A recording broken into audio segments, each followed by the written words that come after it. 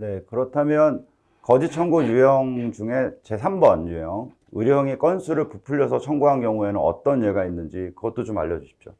네, 의뢰인이 건수를 부풀려 청구한 대표적 사례가 단순 영상 진단 시 청구되는 촬영 매수입니다. 일반적으로 촬영 매수는 이미지를 기준으로 비용을 산정토록 하고 있습니다. 예를 들면 흉부 엑스레이 한 장을 촬영한 경우에는 흉부 1매 곱하기 1회로 청구하여야 하고, 흉부 촬영을 AP와 라테랄로 접근하여 촬영한 경우에는 촬영 배수가 2장이므로 흉부 2매 곱하기 1회로 청구가 될 것입니다. 그리고 촬영 매수는 최대 5매까지만 산정하도록 지침으로 정하고 있습니다. 그런데 여기서 슬관절 또는 수족지골 등이 문제입니다. 진료 보시는 의사분이 오른쪽 손목에 골절 상병으로 내원한 수진자에게 오른쪽과 왼쪽 손목을 비교하려고 양쪽 손목을 촬영하도록 지시를 합니다.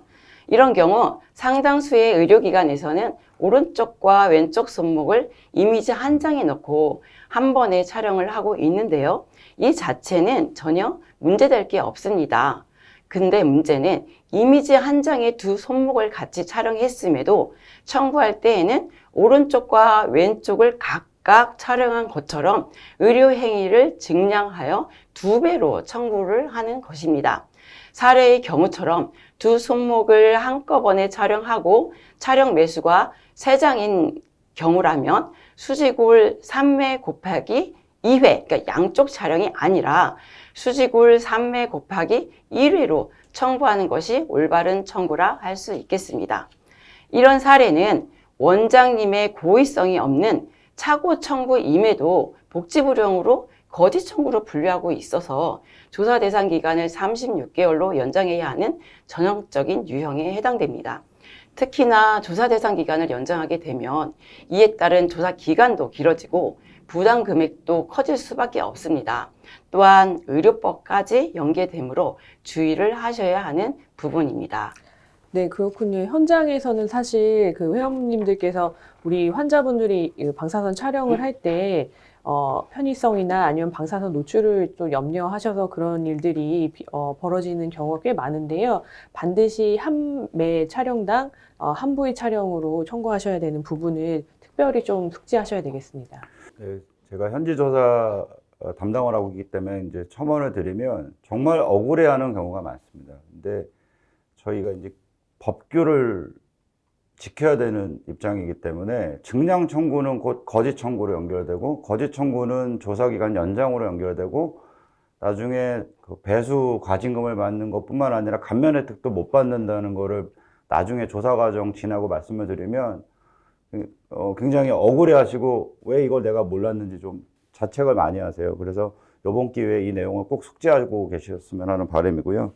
단선 촬영 얘기가 나왔으니까 말씀을 드리면, 영상 촬영 부분에서 주의할 만한 또 특별한 사항이나 또 부당 청구 사례, 다른 것들이 있는지, 또 아니면 또 혹시 청구할 때 또는 진료할 때 신경을 특히 써야 되는 부분이 있는지 그것도 좀 말씀을 해주십시오. 네, 좋은 질문이십니다. 단순 영상 촬영은 어느 진료과나 진단을 위해 기본적으로 많이 이루어지는 검사입니다. 단순 영상에서 오류를 많이 범하는 사례는 3가지 정도로 제가 이제 볼 수 있겠는데요. 첫째로 영상 진단료의 판독료 부분입니다. 영상 진단료는 촬영 비용 70%와 판독 비용 30%로 구성이 되어 있습니다. 그래서 영상 진단료를 청구할 경우 반드시 판독을 하셔야 합니다. 근데 이제 이 부분을 놓치시는 분들이 왕왕 계십니다. 진료기록부에 판독 결과가 반드시 표기 또는 기록되어야 하는데 기록하는 것을 놓치셔가지고 30%인 판독료가 부당으로 확인되는 부분입니다. 현지 조사 시 이런 경우는 참 안타깝죠? 실제로 영상 촬영을 하시고 눈으로는 판독을 다 하셨는데도 기록이 없어 부당 청구로 간주가 되니까요. 이럴 때는 반드시 판독 결과를 기록할 수 있도록 원장님이나 판독하신 선생님들이 신경을 써 주십사 말씀드리고 싶습니다. 두 번째는 촬영 매수로 청구하여야 합니다. 촬영 매수는 최대 5매까지만 가능한데 실제로 6매를 촬영하였기 때문에 청구 매수를 분할하여 청구하는 사례가 일부 있습니다. 예를 들자면 상세불명의 요추골절이라는 상병으로 요추를 6매 촬영한 경우 요추 5매 이상이라는 수가로 청구하여야 함에도 요추 4매 곱하기 1일 and 요추 2매 곱하기 1 그리고 또는 요추 5매 곱하기 1 and 요추 1매 곱하기 1로 분할하여 청구하는 것입니다. 모두 산정기준 위반 사례라고 할 수 있겠습니다. 세 번째는 영상의학과 전문의가 계시는 경우인데요. 상근하는 영상의학과 전문의가 계시고 판독을 한 경우 영상진단료의 10%를 가산하도록 되어 있습니다.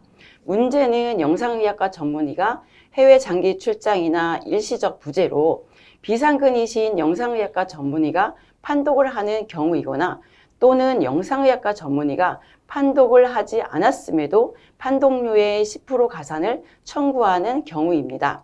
부재 중인 경우는 당연히 판독을 하지 않으셨으므로 10% 가산을 해서 청구하시면 아니 되고 비상근 영상의학과 전문의가 판독한 경우도 상근이 아니기 때문에 10% 가산은 청구할 수 없습니다.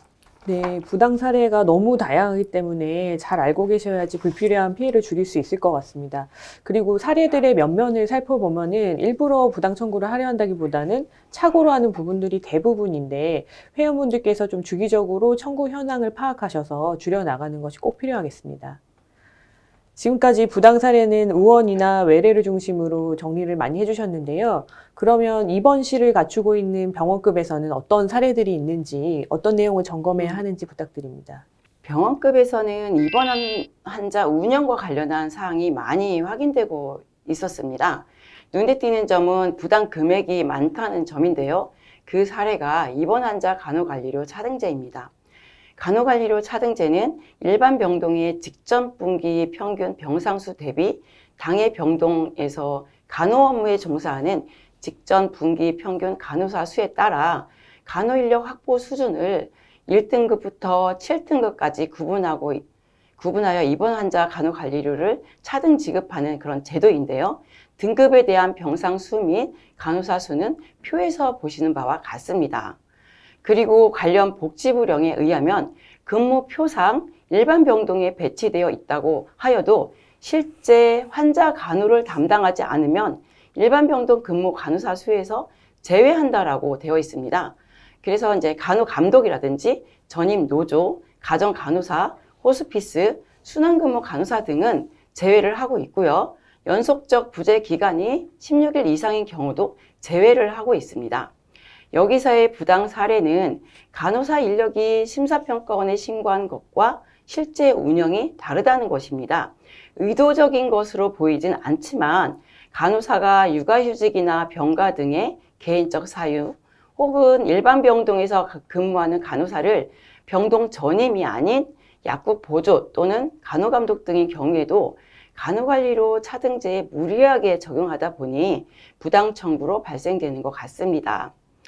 여기에서 강조할 점은 간호인력 차등제는 전전분기 간호사 인력으로 적용하기 때문에 착오 청구를 하다 보면 분기 간호관리료 차등 금액이 부당 금액에 대해서 되어가지고 전체 부당 금액과 이에 따른 처분도 커지는 부분이 있습니다. 네, 맞습니다. 그 간호관리료 차등제에 대한 부당 금액이 정말 병원이 휘청거릴 정도로 거액이 나오는 경우가 많습니다. 그래서 회원들께서는 이 영상을 보셨으면 한 번 더 재점검을 해보셔야 될 것 같고요. 그 외에도 병원급에서 특별히 신경 써야 될 부분이 또 있을까요? 네, 그 외에도 영양사 및 조리사 가산 부분입니다. 영양사 또는 조리사 가산은 관련 복지부령으로 입원 환자 식대 세부 산정 기준을 중심으로 산정토록 하고 있습니다.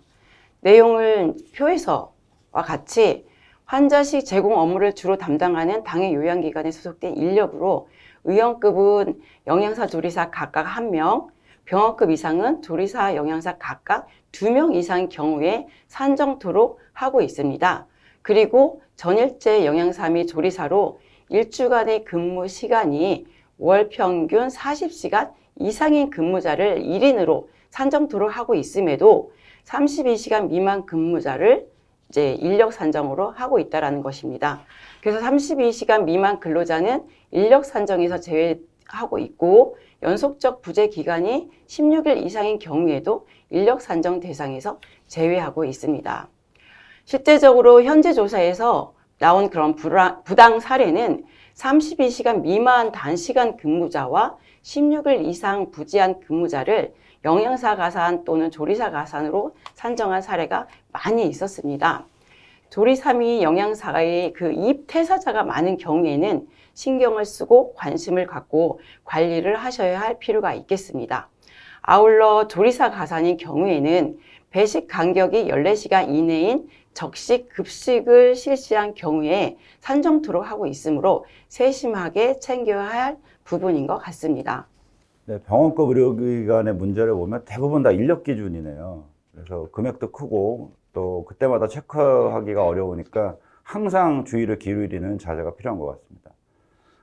그 외에도 의약품 관련해서 저희 의사협회로 문의가 오는 경우가 상당히 많습니다. 예를 들면은 주사제 앰플을 3분의 1만 사용했는데 나머지는 버려야 되는 건지, 그리고 실사용량으로 청구하도록 되어 있는데 이런 부분은 어떻게 기입을 해야 되는지 문의가 자주 오는데요. 이 부분도 말씀을 좀 해주시죠. 네, 한동안 의약품 증량 청구 관련 부당 청구가 많았습니다.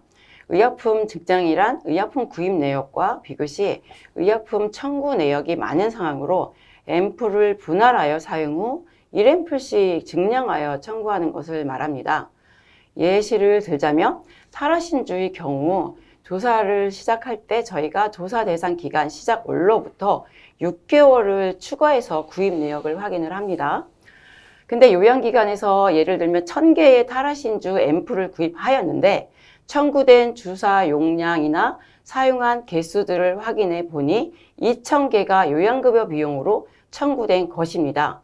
그러면 이 의약품이 왜 많이 청구가 되었는지, 어떻게 사용이 되었는지 원장님께서 소명을 하셔야 하는데, 이런 경우 대부분은 2분의 1 앰플을 사용하신 다음에 나머지를 다른 환자에게 분할하여 사용한 경우였습니다.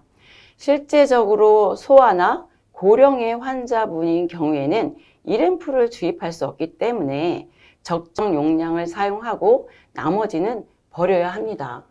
그리고 청구하실 때에는 1앰플로 청구하셔서 불이익이 없으셔야 할 것입니다. 다만 실사용량을 사용하고 버리는 경우 잔여량을 폐기했다는 기록 등으로 논란의 소지는 없어야 할 것으로 생각이 됩니다. 네, 회원분들의 문의에 대해서 명확한 답변이 될 수 있을 것 같습니다. 주요 진료과 이외에 생각하지 못하는 분야 등에 대한 점검이 필요한 항목이 더 있을까요? 네, 제가 꼭 소개해드리고 싶은 사례가 있는데요. 본격적인 저출산 시대에 접어들면서 요즘 산부인과가 많이 줄었고 진짜 귀합니다. 그렇다고 산부인과 병의원들만 국민건강보험법 제도에서 예외로 할 수는 없는데요. 비급여로 받을 수 있는 상급 병실료에 대해 알려드리고 싶습니다. 상급 병실료란 요양급여 기준에 관한 규칙 제8조에 따라 고시한 요양급여 대상인 입원료 외에 추가로 부담하는 입원실 이용 비용이라고 정의하고 있습니다.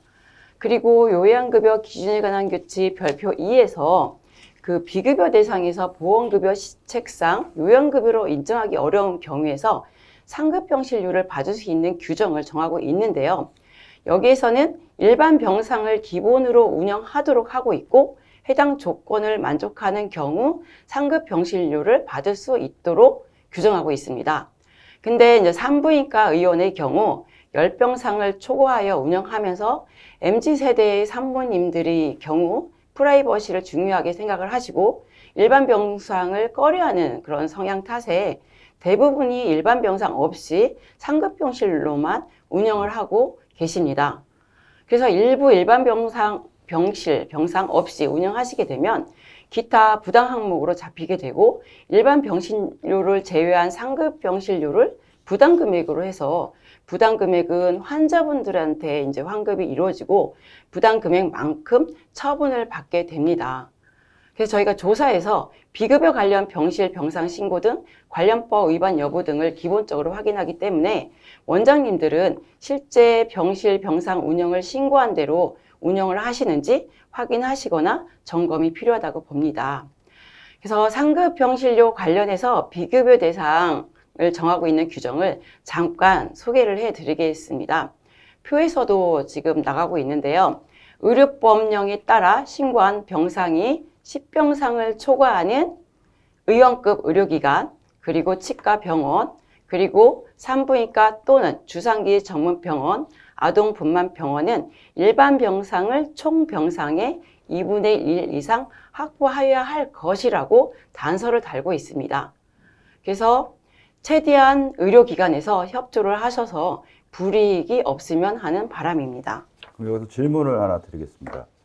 이 상급병실 관련된 부당이 그러면 6대 거짓 청구에 들어가나요? 이거는 일반 그냥 부당이기 때문에 거짓 청구라고는 할 수는 없습니다. 네, 알겠습니다. 그러면 다른 영역, 그러니까 검사 파트에서도 또 이렇게 꼭 챙겨야 될 부분이 있는지 그것도 하나 얘기를 해주시죠. 네, 검사 파트에서 제일 많이 발생되는 게 치매약제 관련입니다. 치매약제를 처방할 경우 관련해서는 세부 기준을 정하고 있는데 해당 기준을 인지하지 못하는 경우가 많았습니다.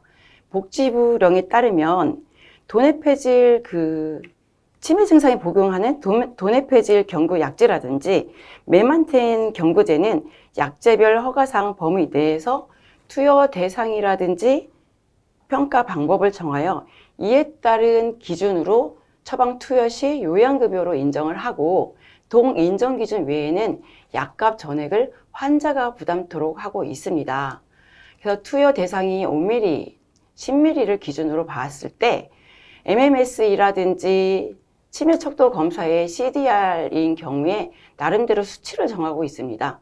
그리고 GDS의 경우도 수치를 정하고 조건을 동시에 충족하여야만 저희가 치매 약제를 인정을 하고 있는데 아예 검사를 하지 아니하고 치매 약제를 처방하는 사례들이 많고요. 그리고 이제 이런 사례들이 꽤나 정신건강의학과 의원에서 발생되기 때문에 관련 고시를 표에서 안내해 드리니 확인하시기 바랍니다. 네, 지금까지 많은 정보를 알려주셔서 회원분들께서 차고 청구나 부당 항목에 대해서 조금 더 많이 알게 되셨을 것 같습니다. 그 외에 좀 추가적으로 더 알려주실 부분이 있을지요? 네, 의료기관들이 무심코 지나치는 것이 의료급여 수급권자 진료에 대한 것입니다. 해당 규정이 있는데 잘 지켜지지 않는 항목이 의료급여 절차 위반이라고 할 수 있겠습니다. 해당 규정은 의료급여법 시행규칙 제3조 의료급여의 절차에 따라 수급권자가 의료급여를 받으려는 경우에는 제1차 의료기관에 의료급여를 신청하고 진찰 결과 또는 진료 중에 다른 의료급여기관의 진료가 필요하다고 판단되는 경우에는 진료 담당 의사의 진료 의견이 기재된 의료급여 의뢰서를 제출하도록 규정하고 있습니다. 그리고 동법 제19조에 급여 비용의 본인 부담 별표 1의 따라 의료급여 의료의 절차에 의하지 아니하고 의료급여 기관을 이용한 경우에는 소요된 비용의 총액을 수급권자가 부담하도록 하고 있습니다. 그럼에도 불구하고 의료급여 의뢰서 없이 병원급이나 의료기관으로 진료하는 경우입니다. 다만 응급 또는 분만인 경우는 예외상으로 관리되고 있긴 합니다만 해당 법령이나 고시 등을 숙지하시고 의료급여 수급권자가 내원한 경우 해당 기준에 맞도록 서류 등을 확인하셔야 할 것입니다. 네, 오늘 팀장님께서 정말 중요한 말씀을 해주셨는데요. 사실은 오늘 말씀드린 사안이 저희 회원분들한테 가장 많이 발생하는 다빈도 사안들을 추출한 겁니다. 저희가 의과대학 공부를 할 때 족보 위주로 공부를 해서 시험을 보지 않습니까? 오늘 나온 내용들이 정말 중요한 족보 꼭 암기하셔야 되고 여러 번 반복해서 숙지하셔서 요양급여 기준 위반하는 일이 없으시도록 했으면 하는 바람으로 오늘 이런 아이템을 준비했습니다. 네, 이사님 말씀 주신 것처럼 저희 회원분들께서는 교과서적으로 환자분들을 치료하는 거에만 좀 주로 익숙하시고 전념하고 계신데 이런 청구와 같은 새로운 제도적인 언어를 좀 저희가 배우고 익숙해지는 과정인 것 같습니다. 이상으로 대한의사협회 김종민 보험의사님과 심사평가원 급여조사실 조사 1부 김순희 팀장님으로부터 다발생 부당 사례에 대해 들어보았습니다. 많은 정보를 공유해 주셔서 감사드립니다. 이번 영상을 시청하시는 많은 회원분들이 부당 사례를 파악해 볼 수 있는 좋은 기회가 될 것 같습니다. 협회에서는 항상 회원분들의 말씀에 귀 기울여 부당 사례를 최소화할 수 있도록 노력하겠습니다. 감사합니다. 수고하셨습니다.